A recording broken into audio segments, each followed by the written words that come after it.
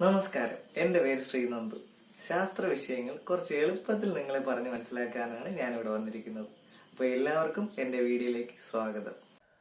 നാം ഉൾക്കൊള്ളുന്ന ഈ പ്രപഞ്ചം ഉണ്ടായതിനെക്കുറിച്ച് പല അഭിപ്രായങ്ങളുണ്ട്. ഇവയിലൊന്നും തന്നെ തെളിയിക്കപ്പെട്ടവയല്ല.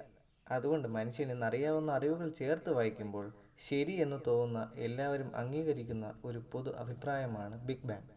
ഇതനുസരിച്ച് ഏകദേശം 15 ബില്യൺ വർഷങ്ങൾക്ക് മുൻപ് ഈ കാണുന്ന പ്രപഞ്ചം ഒരു ബിന്ദുവിൽ കേന്ദ്രീകരിച്ചിരുന്നുവെന്നും അത് പൊട്ടിത്തെറിക്കപ്പെടുകയുമാണ് ചെയ്തത്.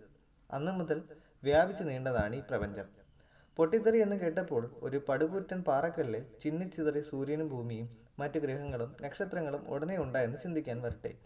ഒരു ബിന്ദു പൊട്ടിത്തെറിച്ചപ്പോൾ അത് ലക്ഷോപലക്ഷങ്ങൾ ചെറു കണികകളായിട്ടുണ്ടാകാം. ഈ കണികകൾ ഒരുപക്ഷെ നമ്മൾക്കിന്നറിയാവുന്ന ഇലക്ട്രോൺസും പ്രോട്ടോൺസും ന്യൂട്രോൺസും ആയിരുന്നിട്ടുണ്ടാകാം.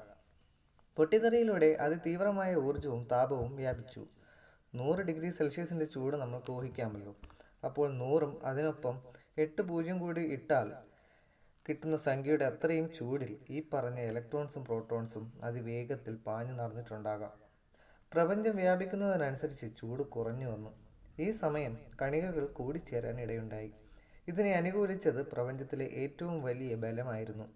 ദൈർഘ്യം കുറഞ്ഞതും എന്നാൽ ശക്തി കൂടിയതുമായ ഈ ബലം പ്രോട്ടോൺസിനെയും ന്യൂട്രോൺസിനെയും സംയോജിപ്പിച്ച് ന്യൂക്ലിയസുകൾ ഉണ്ടായി. താപം അല്പം കൂടി കുറഞ്ഞപ്പോൾ ശക്തി കുറഞ്ഞതും ദൈർഘ്യമുള്ളതുമായ മറ്റൊരു ബലം, അതായത് ഇലക്ട്രോമാഗ്നറ്റിക് ഫോഴ്സ്, ഇലക്ട്രോണുകളെ ന്യൂക്ലിയസിൽ പിടിച്ചു നിർത്തി. അങ്ങനെ ആറ്റങ്ങളുണ്ടായി.